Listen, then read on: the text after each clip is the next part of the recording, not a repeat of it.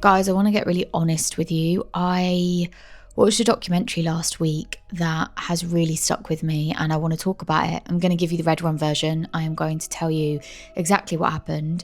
And I dug in a little bit deeper. There wasn't a huge amount that wasn't in the documentary that is available to the public and online, but I found a few more bits of information that really shocked me, and I want to share them with you. So that's what today's case is. There's not a huge amount that's not in the documentary. It was all body cam footage, so there's going to be a lot of descriptions of that as well today, and we have a really accurate picture of what went in, especially in the lead up to the murder.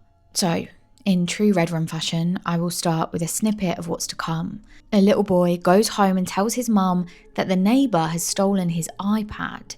The mum isn't sure what's going on, so she goes round to the neighbour's house, knocks on the door, and is demanding to know what's happening. But just then, as this mother is knocking on the front door, a gunshot, a bullet rips through the door and pierces her chest. She stumbles backwards and falls to the floor. This is the story of AJ Owens and Susan Lorincz, and the consequences of entitlement, violence, and the stand your ground laws. This is Red Rum, stories about the true victims of crime. Please click the follow button or subscribe button if you haven't already. I upload a video episode every Monday and a podcast exclusive episode every Thursday. If you're subscribed, you'll never miss out. Picture this. A group of children, probably between the ages of about 6 and 13, they're all playing on a grassy area in the middle of this neighbourhood full of houses. They play there together a lot. Sometimes it's football, sometimes it's basketball, sometimes it's hide and go seek. And on this particular day, June 2nd, 2023, a little boy is out there playing with his dad. As this is happening, a neighbour emerges from her house. She's dressed in sort of knee-length shorts and an oversized vest top. Her name is Susan Lorincz. The kids and the one adult outside of this house see Susan come out of her house. She takes out her phone and starts recording them, and they know what this means. They're used to this behaviour from Susan. She is always recording them. She doesn't like them hanging out there, and there's gonna be trouble. But the thing is, the kids aren't actually doing anything wrong. Police had actually shown up to this little patch of grass in this neighbourhood dozens of times. And this is because whenever Susan has a problem, she calls them. Whenever she thinks the kids are making a nuisance of themselves, she calls them. The thing is, this area, this grassy area, it's kind of communal. I mean, not officially. It actually belongs to one of Susan's neighbours, her next door neighbour. But this particular neighbour said the kids can play on there, no problem. It's a large bit of grassy area. It's totally appropriate for them to play basketball or football there.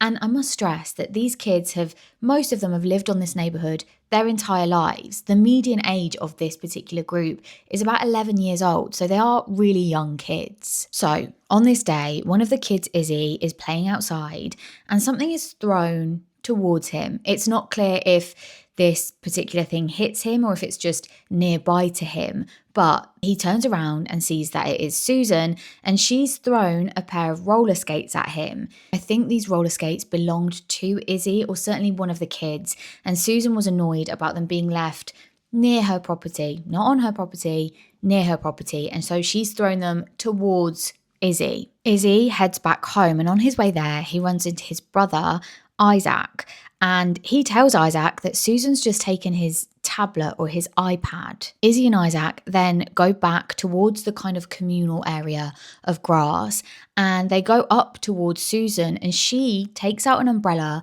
and starts swinging it to them, sort of swatting them away. She's also calling them a jackass, and in the documentary footage, one of the little boys is saying what had happened, and he's so young and he's obviously been taught not to swear or not to say bad words. And so when he's describing it to the officers, he says, "She called us a jack A word." I just wanted to say that specific detail because that really highlighted to me just how young these kids are. Izzy then goes to get his mum, 35-year-old AJ Owens, also known to her family and friends as AJ. And while that's happening, while Izzy's gone to get his mum, Susan has gone back into her house. She's picked up the phone and she calls 911. And this is a very ordinary thing for Susan to do. As we know, at the slightest sign of something she doesn't like happening in the neighborhood, she will call the police. In this phone call, she says there's kids trespassing, screaming and yelling, and that she, quote, went and threw the roller skates to the other side, and the kid says, I'm going to beat you up for that. The officer asks if the kid is out there right now, and Susan replies, yes, he's out there with a number of others, and she is fearing for her life. And that's important. She says she's scared for her life, but from what I could see, there was no reason why. There's been no violence towards her. She's the one who threw the skates. She's the one who swatted them or at them with an umbrella. But she says she's fearing for her life. She's scared. And so then the officer asks if there were any weapons involved, and she replies, no. In the phone call, she says that this kid is saying, I took his iPad, and that's just not true. And this is the first time she says, I don't like the kids threatening to beat me up, and they said they're going to get someone to kill me. But we don't know where that alleged kill threat comes from. She says it very much as a side comment. She kind of sweeps it off, moves on very quickly, and she doesn't give any detail to this comment. Throughout this 911 call, Susan is very much trying to get the officer on side. She's saying these little tidbits, these little comments, and the officer's not biting. He's not kind of engaging in that conversation in any way. He says, okay, I'm going to let you go now. Just give us a call back if anything changes or if they leave. Presumably, so then the police won't need to come. And in the meantime, while this call is going on, AJ does leave her house. She's just been told by her 2 children that this woman, this neighbour across the street, has not only threatened them, she's shouted at them, she's thrown skates at them, she's swatted them off with an umbrella, and now she's stolen an iPad, a tablet. And so she goes round to that neighbour's house. She goes up to the door and she starts knocking on it. I am going to try and be as accurate as possible here because the documentary itself is made up, I would say 90% of it is body cam footage and Ring doorbell footage. And so it is incredibly accurate to what happened that day. But that is slightly different for the actual crime because we don't have footage of what happened. We just have the sound, the recorded sound of what happened, and ear witnesses and eyewitnesses. So AJ is banging on the door and she's asking, why did you take my son's tablet? She then tells Susan that she's outside and she knows she's in there. She knows she can hear her, so she's going to wait for her to come outside. But no one from the eyewitnesses or ear witnesses or the recorded footage we have from the ring bell camera door footage, for example, no one hears Susan say anything back. The next thing that happens is the sound of a gunshot. Susan has taken a gun and she has shot through her closed, locked door and it's hit AJ in the chest. She's stumbled backwards onto the ground and now she's lying face up. And Izzy, who is her child who's with her all this time, he runs across the road. There is video footage as well of AJ's other son, Isaac, going into a neighbour's house and saying, call 911, she shot my mum. The thing about this case, and something that is so clear through all of the documentary footage, is that this group of people really are a community. This neighbourhood is a community, excluding Susan, obviously. They all have each other's backs. They all look out for each other. And so when this happens, everyone is out of their houses. They're gathering around. They're trying to figure out what's happened and trying to help their friend AJ. Throughout the chaos and panic of what's happening, a couple of kids also emerge from their houses and they start going over the road towards the now crime scene. But the parents are very quick to say, you come back here, do not go over there. But the parents themselves, they know that there's just been a gunshot. They know that Susan is a very difficult woman, to say the least. This has been going on, these kind of disputes, these kind of arguments have been going on for 2 years prior to this point. They know that she's armed and dangerous, and yet they head over there. They keep their kids back and they head over there to help AJ. How incredibly brave and loyal that is. Their concern is for their friend's life. And all during this time since the gunshot, the police have been getting multiple 911 calls telling them what's going on and that they need to come quickly. And then just a minute later, they get another phone call. And this is from a woman. Her voice is quite shaky and she's saying that she's just shot someone through the door of her house. She said that a lady tried to break down her door and she didn't know what to do, so she grabbed her gun and shot through the door. She's sure to say that she thought the woman was going to kill her. But at this point, she doesn't actually give any detail or say anything about why she thought that. And her voice, as I said, it's shaky. She is super scared, it seems, and hysterical. But then everything flips. She then, seemingly forgetting about what's just happened, starts saying that the kids are bothering her, they keep bothering her, they're leaving their garbage all over the place. But this woman is calling to report that she's just shot someone. She was incredibly distressed and distraught, it seemed, in the way that she spoke. And suddenly she's done a 180, she's flipped, and now she's just she's talking in quite a sassy way about how she perceives she's been treated by these kids. She's shifted from, oh my God, I'm scared for my life, to, oh, these kids are really annoying. Quote, they won't fucking stop. I told them to take their crap away, get the fuck out of here. Police and paramedics finally arrive at the scene and they are met with absolute chaos. There are loads of people around. AJ's lying on the floor, she's face up, her eyes are closed, and she is unresponsive, although they do find a pulse, but it is a weak pulse. And so she's transported to a local hospital.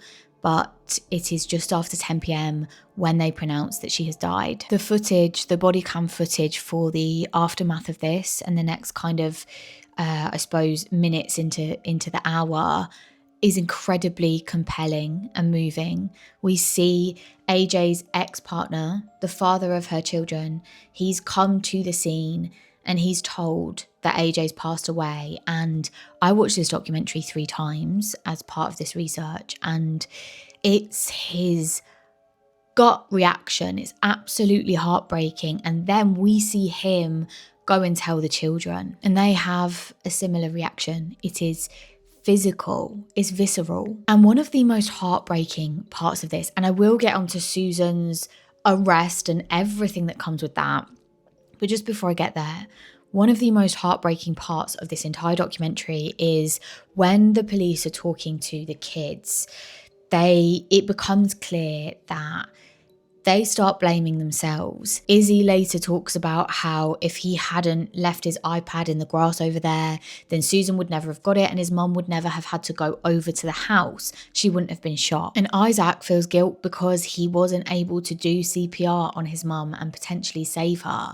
But I think what is incredibly clear and becomes clearer as we get into the evidence of some of Susan's prior interactions and behaviour is that it didn't matter what happened around this time. Susan was going to do this at some point or another. It's clear that there was a building resentment and innate racism within her, that it was only a matter of time before she acted out some kind of anger and plan. And I say plan because of the evidence that comes out next. Oh, but also what I haven't really touched on is that Izzy was with his mum when this all happened. So he's standing next to her when that shot is fired through the door. He is, I don't know how tall he was in comparison to his mum, AJ, but he's a kid, he's 11 years old. And so AJ was hit in the chest with that bullet, but it stands to reason that very easily Izzy could have been stood there and he could have got shot. Susan didn't know what she was shooting at that point. And what does she think in this moment? What does Susan think? That her neighbour is going to barge into her house, break her door down with her son by her side and then start killing her?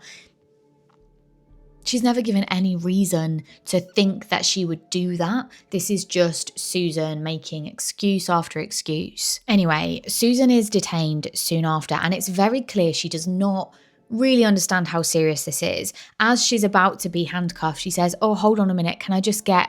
And it seems like she's going to say, get a jacket or something.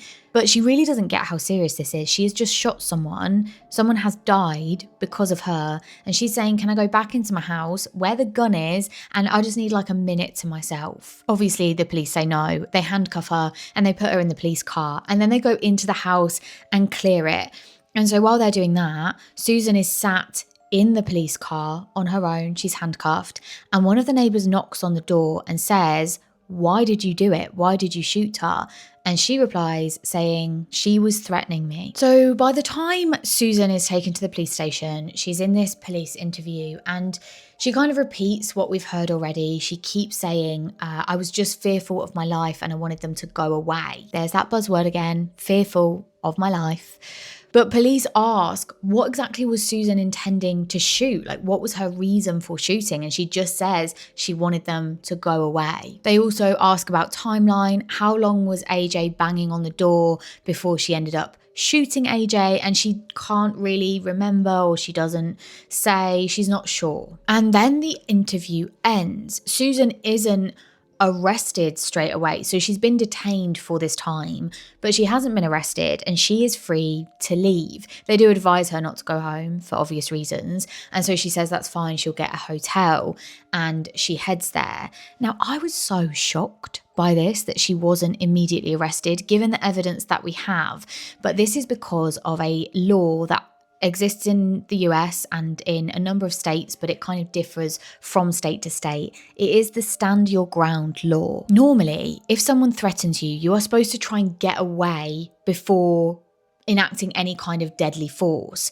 But in states with stand your ground laws, you don't have to do that. It means that if you reasonably believe that your life is in danger or that you're about to be seriously harmed, you can use deadly force in that situation without having to retreat, even if you possibly could have done. The key word there is reasonable, because if police and prosecutors don't think that your fear was reasonable, then you can be charged. And what makes it complicated is that officers can't arrest straight away in most cases, because that law gives people who are claiming self-defense even more protection until it's proven otherwise. So it seems that police had to be absolutely sure that Susan's actions weren't justified before eventually arresting her. And it takes somewhere around 4 to 5 days to actually get that evidence. The BBC report 5 days, the New Yorker reports 4 days. It's kind of a blur, but somewhere in between 4 and 5 days, they manage to get the evidence.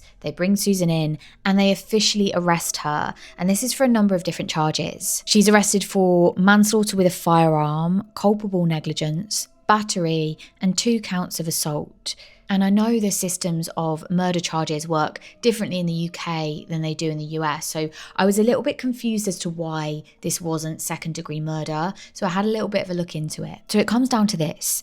Susan Lorincz was charged with manslaughter instead of second-degree murder because investigators and prosecutors didn't believe they had enough evidence to prove that she intended to kill AJ. They could have gone for murder, but there would have been a real chance that she might have gotten off.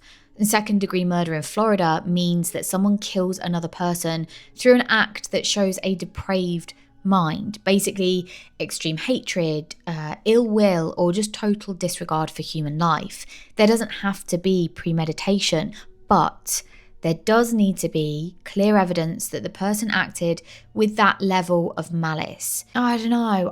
I do think that this is potentially an example of extreme hatred, but I suppose in law that's actually quite difficult to prove. Now, manslaughter, on the other hand, means that someone caused someone else's death through negligent or reckless behaviour without that specific intent to kill. In Susan's case, she fired through the front door. It was dangerous. It was reckless, but she claimed she didn't kill, or she didn't mean to kill anybody. The thing is, both second-degree murder and manslaughter are first-degree felonies, and so the sentencing structure is very similar. Even a manslaughter charge can carry up to a 30-year sentence. Okay, so now I want to talk about Susan's police interview when she was actually arrested. One of the officers asks why anyone might have video footage of her saying the N-word. Now, it's not clear if he actually does have this footage, but what it does is it causes Susan to panic. She is kind of scrambling here, and she says she doesn't think anyone should have that footage, but if they did, she might have, quote, let it go, and she's sorry that it might have slipped out. Slipped out. The officer interviewing her is baffled. He says, in what context could this possibly have slipped out? And she kind of fumbles around and says, well, when I was growing up, I was taught to believe that the N-word meant that you were dirty or unlawful. I don't have any words for that. What I do know is that she had previously threatened the kids and used racial slurs. So next, they go through the specific timings of the night AJ was killed, and immediately Susan is victim blaming. She's talking about how if AJ was really scared, then surely she would have called the police. Okay. So then they ask if she has ever researched stand your ground laws, and immediately she says, yeah. She says, yeah, she's aware of them. First, she heard about them a few years ago as part of a true crime case where someone had used that defense. So she was aware of them. And then she adds that, yeah, she had actually looked it up. Is when prompted, the police officer says, if I look at your search history, your Google history, am I going to find anything about these laws? And she said, yeah, I looked it up today, actually. Her internet browsing history will show that. And within this police interview, she uses really specific words like prudent and reasonable, and they're key legal terms in stand your ground laws. And when asked why she's using these specific terms, she does talk about the fact that she looked up self-defense laws. So, in terms of the specific timings, Susan had made 2 phone calls to 911 that night. The first was at 8:54 p.m. and it lasted around 5 minutes. That's the first phone call we heard about. So she's talking about how these kids are trespassing on her property and they're shouting and they're just being a general nuisance. That call lasts for 5 minutes. It lasts until 8:59 p.m. And in that phone call, she does very casually say that she's fearing for her life. Important. So then the second phone call comes in, and that is the one where she's saying she shot this woman, she shot her neighbour through the door. The police ask her, okay, so in between those 2 phone calls, a lot happened. She's banging on your door, she's trying to get in, she's saying, I'm going to kill you. All of that happens, and tell me how long that period of time was. And Susan says, I don't know, about 10 minutes. They look at the call logs and they inform Susan that that's not true. In fact, that first phone call ended at 8:59 p.m. and that second phone call was at 9:01 p.m. And then she is asked specifically if AJ definitely said, I'm going to kill you. And Susan kind of changes her story. She obviously now knows that they've got a lot of evidence. They've got call logs, they've got Ring doorbell footage, they've got the sounds of what's happening. And so she says, changing her story slightly, I thought that she said, I'm going to kill you. And at the trial later on, various witnesses will be called and they are asked, did you ever hear AJ say, I'm going to kill you? And every single time they say no. They were also asked if anyone saw AJ reach for the door handle, try and get inside. And again, they say no. Towards the end of the interview, police inform Susan that she is under arrest. They tell her what the charges are and they say she's going to need to come with them now and go to jail. And this is where she flips a bit. She just outright says, no, she's not coming with them. Quote, I can't do this. And she repeats that over and over again. She just keeps saying it. And the police officers say to her, nothing can stop this now. You've been charged. You're going to jail. So you just need to come with us. But she is adamant over and over again saying she's not going to come with them. I imagine she's done this kind of thing many times before where she'll just outright refuse, and probably often she gets her own way because she's not faced with police who literally can force her to do this, to go with them. She says that they should just kill her or she'll die of a heart attack. The police aren't having any of this. And there are many words that I could use to describe Susan, but I think the one that really, really pings out, especially in this situation, is entitled. That kind of entitlement that starts early, that quiet belief that the world should bend for you. Maybe she was overindulged as a kid, maybe she was ignored, and we do find out, I did a little bit of digging into her background, so I'll give you that in a second.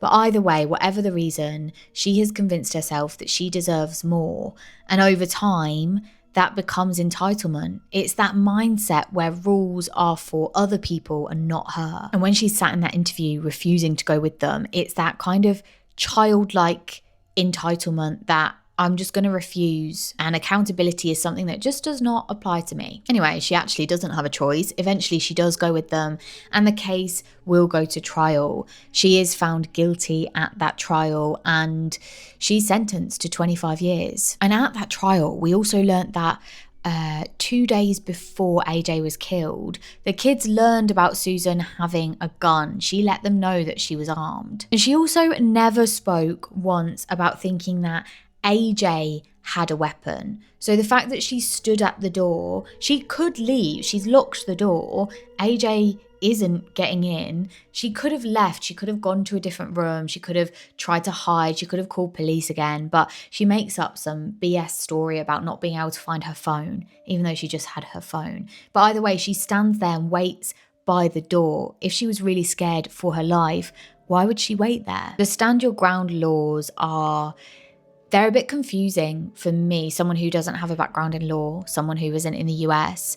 But I did look into the kind of change and shift that has happened since these laws came into effect, and it's pretty chilling. Since stand your ground laws went into effect, homicides shot up as much as 33% in some states. People are literally dying because someone felt justified in pulling the trigger instead of walking away. Since the stand your ground laws went into effect, homicides have shot up by around 33% in some of those states. People are literally dying because someone feels justified in pulling the trigger instead of just walking away. And statistically, we know that this law is racially biased. A white shooter killing a black victim, that in itself is ruled justifiable 4 times more than if it was the other way round. From where I'm sitting, these laws don't look like they make things safer. It seems as though they make conflicts way more deadly. Arguments, road rage, neighbourhood disputes, they now can turn fatal because the law says you don't have to step back, you don't have to step away. So I mentioned I had a little bit more information about Susan's background. I couldn't find a huge amount, to be honest, but what I did find was very interesting. Susan and her sister Ellen were living in their parents' home until their mother died. Susan and her sister Ellen were living in their parents' home until their mother died in 2004. They say they were repeatedly raped by their father and were physically and emotionally abused. Obviously horrific stuff if it's true, but I just take everything Susan says with a pinch of salt, given what we know about how she's lied about this case. And I'm not saying she's lying about this, by the way, but I'm not saying it's true either. I'm just letting you know what's been reported.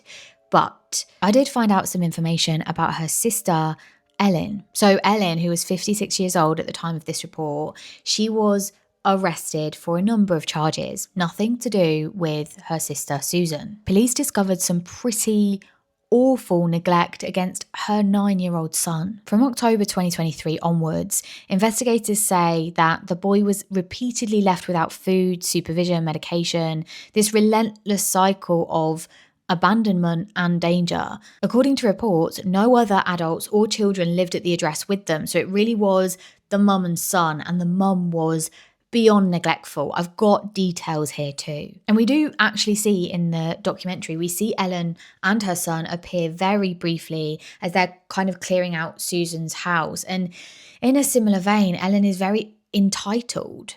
Here's what I learned. Between October 2023 and August 2024, Ellen faced a number of charges that are involving how she treats her son. October 23rd, 2023, police find the child at home alone. The apartment is unsanitary. There's cat feces, cockroaches, exposed food, and medication. And Ellen says she's frustrated by the child keeping her up at night. February 24th, 2024, officers find Ellen intoxicated at a laundromat with the child. She admits that she's taking pain medication and she expresses a real frustration with her son. Just a few days later, on February 28th, Ellen admits that she hasn't given her son necessary medication. Then, a couple months later, April 24th, she tells officers she wishes to give up her parental rights. And then on May 5th, a phone call comes in to police, and it's a neighbour of Ellen's. And they say, "We've been seeing this kid outside. He's been locked outside all day. He's not had any food. We know he has to have specific medication and he's not been given that medication. He's just been left to fend for himself, and we don't know where the mother is. We don't know what's happening. We also know that he has missed school." And so police investigate this and they find that the home is completely unsanitary. It's not safe for him to be there. And so they log this. And then the next event happens. there is a gap here, and I'm not sure what happens between May and August of that year. So May is when the child is found outside the home. He's been left outside all day, not given food, shelter, etc. And then we flash forward to August, and this is when police get another call. Now, this is from Ellen herself, and she tells them that she has been hit by her son with a bike helmet. And so she wants them to come to her house and she wants to enact the Baker Act. So under the Baker Act, I'm going to read this. Someone can be involuntarily examined for mental health issues if they're considered to be a danger to themselves or others, or if they're unable to care for themselves. Very much a protective law. But the Baker Act was never meant to be a tool for convenience. It exists to protect people so that they won't harm themselves. It's a lifeline, not a form of punishment or a way to get care. But in this case, Ellen is trying to use it the other way around. She's trying to get police to take her son off her hands. She doesn't want any parental rights over him. But she was advised by the Department of Children and Families that she had to look after him. She had a legal duty to care for him.